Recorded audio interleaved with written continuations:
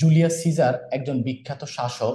তিনি রোমের রাজা ছিলেন, রোমের শাসক ছিলেন। রোম সাম্রাজ্য বিশাল সাম্রাজ্য ছিল ভাই, পৃথিবীর বিশাল বড় সাম্রাজ্য হচ্ছে রোমান সাম্রাজ্য। এই রোমান, এই যে ব্রিটিশরা, ব্রিটিশরা কিন্তু এই ভারতীয় উপমহাদেশ শাসন করছে। এই ব্রিটিশদেরকে শাসন করছে রোমেরা। চিন্তা করেন, যেই ব্রিটিশ পৃথিবীর কতগুলা দেশে তারা উপনিবেশ গড়ে তুলছে, সেই ব্রিটিশকে শাসন করছে হচ্ছে রোমেরা। এত বড় বিশাল সাম্রাজ্য রোমদের। এই রোমান সাম্রাজ্যের রাজা, রোমের শাসক ছিলেন জুলিয়াস সিজার। কত সালে? আজ থেকে প্রায় 2000 বছর পূর্বে। হ্যাঁ, 2000 বছর পূর্বে, অর্থাৎ যীশু খ্রিস্টেরও জন্মের আগে।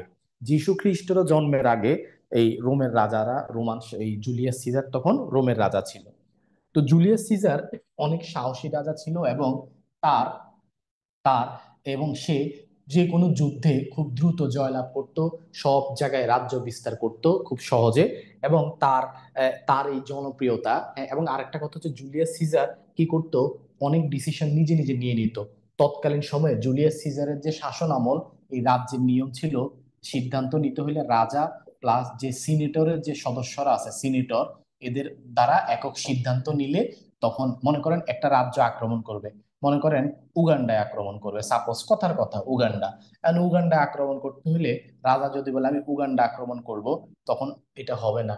সিনেটররাও যদি মতামত দেয়, বেশিরভাগ সিনেটর, যেমন সংসদ সদস্যে, জাতীয় সংসদে 300 জন আছে, 300 জনের মধ্যে 151 জন যদি বলে ইয়েস, তাহলে ইয়েস।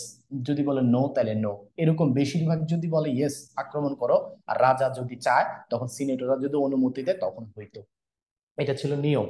কিন্তু ব্যাপার হচ্ছে, এই যে জুলিয়াস সিজারের আগের যে শাসকগণ ছিল, তার পিতা, তার দাদা, এভাবে চলে আসছে। কিন্তু জুলিয়াস সিজার হচ্ছে একটু মানে খুবই দক্ষ, সাহসী। সিনেটররা কি বলতো এগুলো চিন্তা করতো না। তার যদি মনে হতো, এক্সকিউজ মি, ওয়েট ওয়েট, একটু দাঁড়ান তো, wait wait wait wait wait wait, ভাই একটু একটু ওয়েট করেন।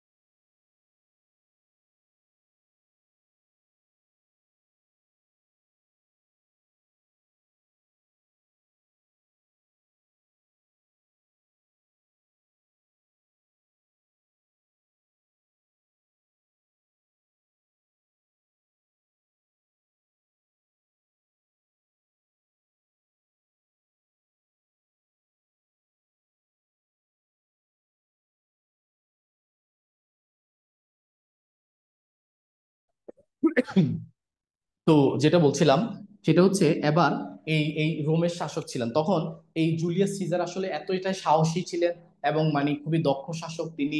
তার সিনেটরদের, আবার সিনেটরদের মধ্যে কিছু আসলে ফালতু, যারা আসলে জুলিয়াস সিজারকে দেখতে পারতো না। জুলিয়াস সিজারও তাদেরকে দেখতে পারতো না। এই জন্য জুলিয়াস সিজার একচ্ছত্র আধিপত্য, সে কি করতো, নিজেই বিভিন্ন রাজ্যে আক্রমণ করে, যুদ্ধ জয় করে রাজ্যগুলো দখল করতো। তখন সিনেটরদের মধ্যে এরকম 4-5 জন ছিল, যারা হঠাৎ জুলিয়াস সিজারের এই ব্যাপারটাকে ভালো করে মেনে নিতে পারে নাই, এবং তারা ষড়যন্ত্র করতেছে কিভাবে সিজারকে সরিয়ে দেওয়া যায়। এখানে একটু বলে রাখি, জুলিয়াস সিজারের বিশ্বস্ত সেনাপতির নাম ছিল অ্যান্টনি। ওই যে আমরা গত কয়েছে না, অ্যান্টনি অ্যান্ড ক্লিওপেট্রা, ওই যে মিশরের রানীর সাথে প্রেম ছিল এই জুলিয়াস সিজারের সেনাপতি। তো অ্যান্টনি খুব ট্রাস্টেড ছিল। তো এবার কিন্তু অ্যান্টনিও ছিল ভালো, কিন্তু অন্যান্য 4-5 জন যে সিনেটর ছিল, এরা শয়তান, এরা জুলিয়াস সিজারকে হত্যার পরিকল্পনা করে। তো জুলিয়াস সিজারের আরেকটা ফ্রেন্ড ছিল ব্রুটাস। ব্রুটাসকে জুলিয়াস সিজার খুব বিশ্বাস করতো, ব্রুটাস।